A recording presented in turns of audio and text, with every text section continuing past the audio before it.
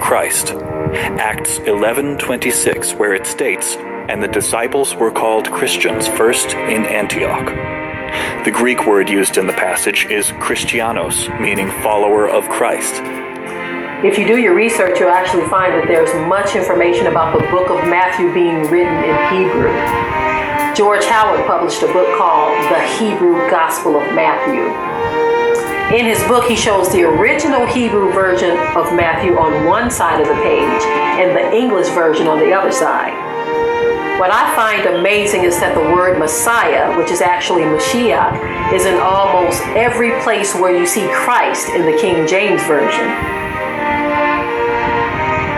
The early believers were called Christians or Christianos in the Greek and Aramaic manuscripts, but not in the Hebrew. The correct word would have been Mashiach or Messiah, which is what the disciples, Hebrews, Judah or Yahuda, and early believers would have called the Savior. The word Christian and Christ originates from the Greek word Christos, which is the Greek translation of the Hebrew word Mashiach. Both words basically mean anointed.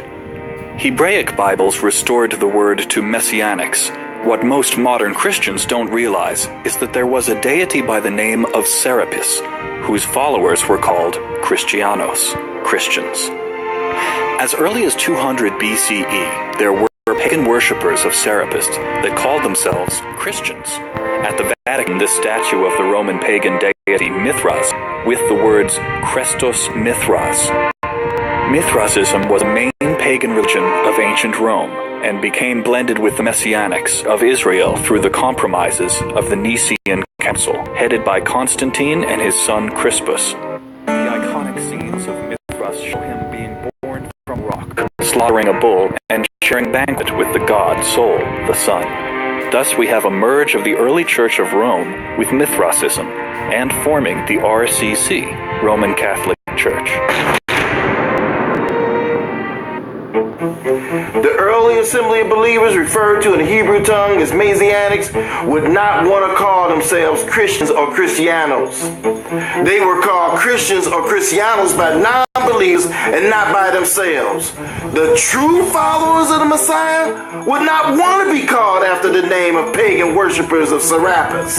These worshippers of Serapis had been calling themselves Christianos for more than 2 centuries, before the Messiah was even born. It's obvious that the non-believers were confusing the Messianic believers with the worshippers of Serapis. This is how paganism got mixed into the truth. And just as Paul Shaul had stated, the mystery of iniquity had already begun to